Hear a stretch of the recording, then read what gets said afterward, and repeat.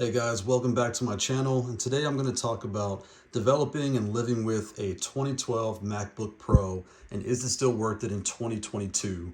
So I have my notes here. I got a lot of notes, so I'm going to try to go through as fast as I can. I like to shoot my videos in one take, so bear with me. So here we go. So first, let's talk about weight. It's heavier. It's a chunker. I mean, it's heavy. I have a 2018 MacBook Pro here that I'm borrowing from a friend of mine. You can see that the 12, you can barely tell, but it's definitely higher down here. The trackpad is about half the size of the newer model. The keyboard layout is different. The keyboard in the newer models are definitely wider, a little more flush. But the older ones, they still work. I have no issues with the keyboard. It works just fine, but I mean, it is a 2012. It's 10 years older design, but it gets the job done. It works great. When I'm out typing, I have no problems with it on the new or the old.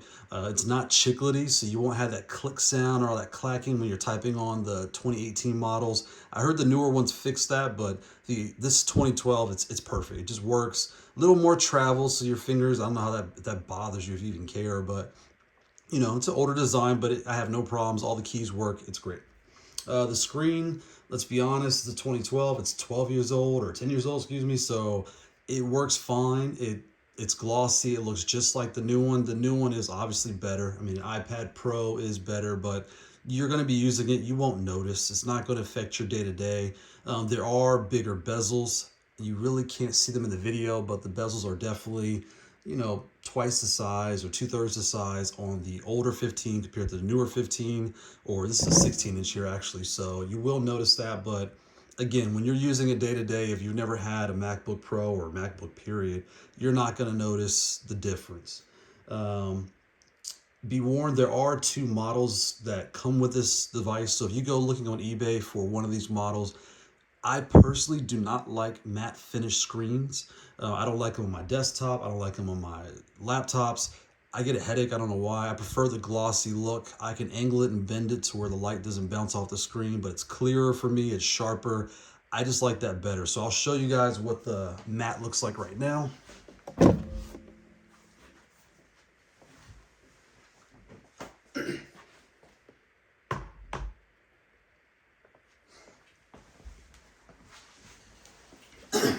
And when you look at them side by side, you can see, I mean, you actually can see the bezel, how big the bezel is on both of the MacBooks, the same size bezel. It's just they essentially put the screen over on this side. The glossy one is there, and the matte finish is there.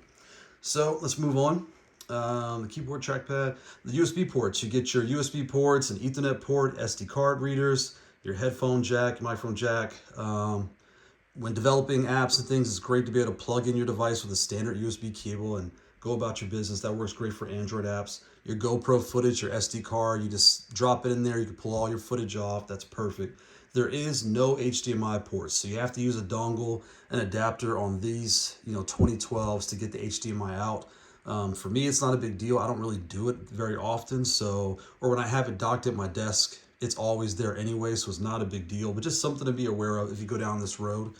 The DVD drive is cool because in 2022, you have to install software by a disc or watch your movies on DVD, which we don't do anymore. You do it on the internet. So, in all honesty, when you get it, just open it up, take the DVD drive out, and there's a case they sell on eBay for, I believe, about $10. And you could put a second hard drive or a second SSD just for backup storage in these laptops and expand it without having to do much work. It's actually pretty easy.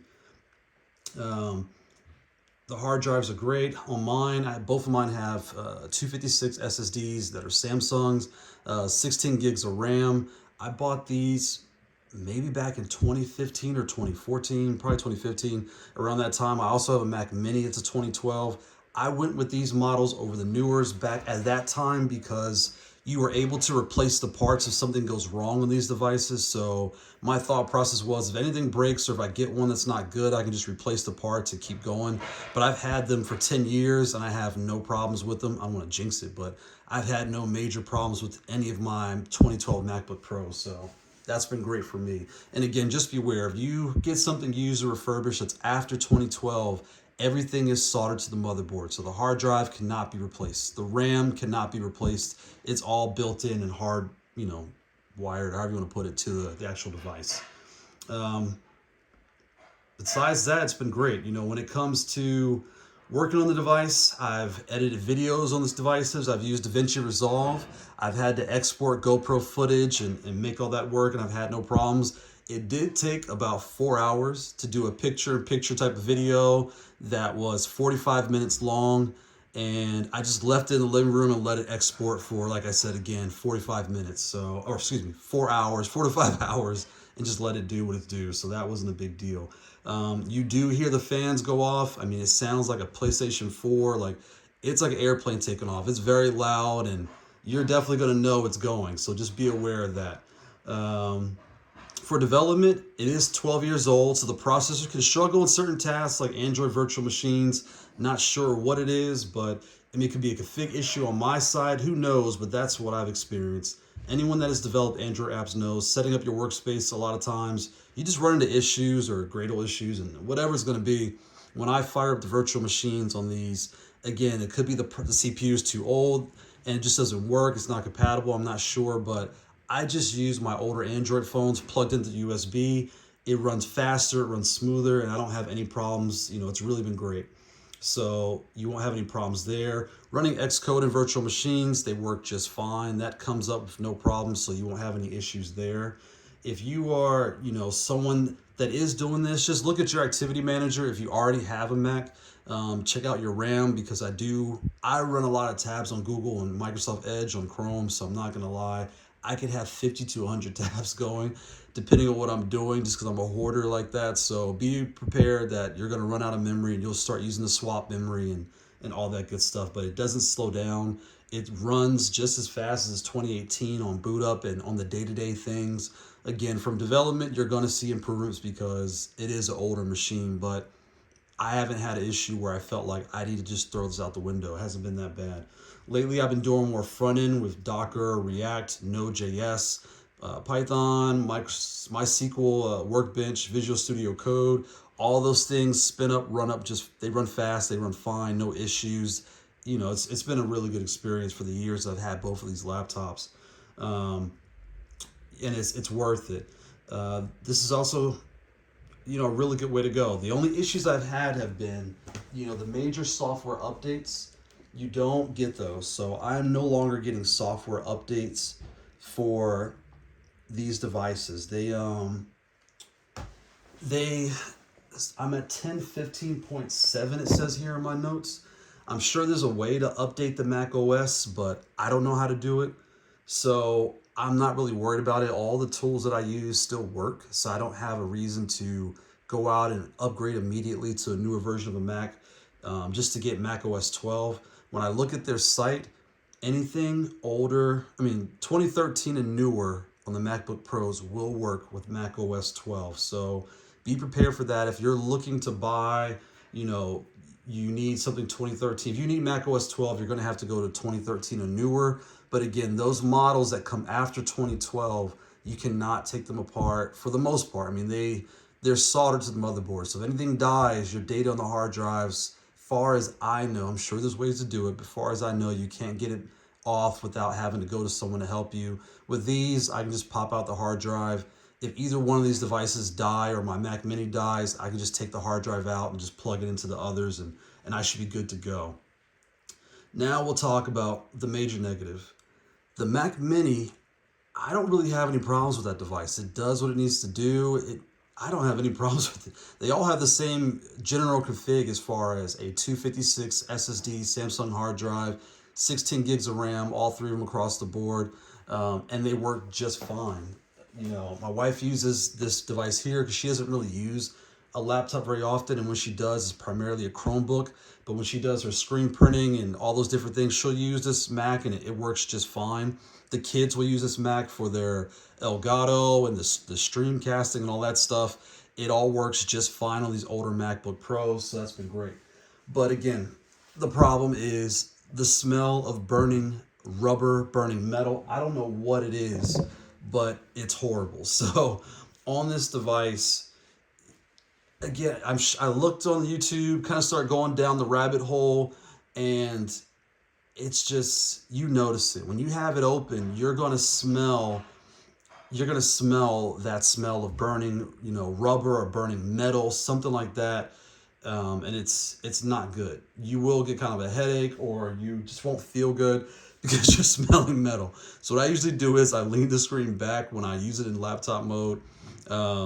And it's not outrageous. You can tolerate it. It's just after a couple hours, if you're in a room or if you're somewhere in a tight space, you will notice it. When you bend the screen back, you don't really notice it. The fans are right in here, so it blows basically right off the screen. So that's why you smell it. So you won't have any problems with it if you're, doing your daily tasks, or if it's in desktop mode. You just close it, put it under your desk. Half the time you don't even notice it unless you're really doing something intensive. Then you will notice. Like I said, with my DaVinci Resolve export, it was my first time just trying it out, and the fans are going crazy. You could definitely notice. So I put it downstairs, or I put it in the garage and just let it do its thing for a few hours so I didn't have to smell it. So that's something to be aware of. And when I bought these, and even other posts I've looked at, no one seems to talk about that burning smell. But when you look it up and Google the burning smell on MacBook Pros 2012, it's there. So just be aware that it's something out there, and that's what you're dealing with when you come with these. I don't know if the 2013 to 2018 has the same issue. I have no clue, but the 12s, and they definitely have it. So we're kind of wrapping up here. They work great for me on the day-to-day. I'm using them. I have no problems. Before we get into the price, here's what makes the machines different. 2012 appears easier. Yeah, that's about it. So if you decide to look for one of these, you figure, again, you're streaming, you just want a cheap Mac to get the job done. You are a Mac user, you need something for your kids because they're home right now. You can pick these up off of eBay for about $150, not ready to go. So the hard drive will have the old hard drive, the old RAM, but to go to a 250 SSD like a PNY and to get 16 gigs of RAM, you're looking at maybe $150. So you could buy these machines and load them up and use them day to day for about $400, maybe less, depending where you find it. So that's a great deal. It's really good, So again, kind of breaking down what we got here. I bought mine around 2015, 2016, around that time. And I spent probably $1,500 to $2,000 for all three over time. So I'm happy with my purchase for the three of them because I've had them for years now. My goal is probably around 2025, around that time, upgrading all three, getting rid of these and buying an M1, M2, M5, whatever the M is going to be, the Pro at that time, getting one of those with 32 to 64 gigs of RAM, 512 to a terabyte hard drive, and that's where I'll be. So I've already checked their website, and I'm already saving. What's really cool about Apple's website too is, if you've got FOMO, try your best to hold out. I know you want the new Pro right now, just like I do, but the longer you wait, the better it gets. We know how Apple is. They hold back features. So every year, all they're doing is getting better. Every year, they're just making things easier for you and decision easier to decide on what you want. So I'll show you my tablet here, the good old Duet. I love this thing. So you can see that's the base 16 with 16 gigs of RAM and 512 SSD or 512 hard drive, whatever, for $24.99. The 14-inch is $19.99. And the 13 Air with 16 gigs of RAM. Do not go less than 16 gigs of RAM on any MacBook or any Mac in this point in time. $11.99. That's a great deal. So again, on their website, when you start picking things, they'll show you the monthly payment here. So my recommendation is, if you don't have the cash, don't go into debt right now. Just start paying yourself in your savings account. Put in that, $25, $100, $50, $10 a check into your savings account, and making that monthly payment as if you truly own the machine, and save up. So that way, by the end of this year, the end of next year, when you have the money, or you're really close to having the money, you'll have a huge down payment. You won't feel the burn every month, and you'll be even more happy with your purchase. So let's kind of wrap this up. Again, going brand new, you're looking at about $2,500 for a new M1 Pro, about roughly $1,500 for an M1 Air, which is really great. And then you're looking at under $6,000 to about 1,000, depending on what year you want to buy. $600 to $1,000, excuse me, $350 to $1,000, depending on what year. 2012 to 2018 for one of the Intel Macs. You know, you can really save a lot of money if you don't need the M1s or the M's, you know, to do what you need to do, and you just need something now, or you're thinking about upgrading. Just consider these. They are worth it. Again, I'm happy with the 2012 still today. I still like using them. Saving up for the newer models because just like everybody else, I have FOMO. But yeah, they're still getting the job done. It's still worth it.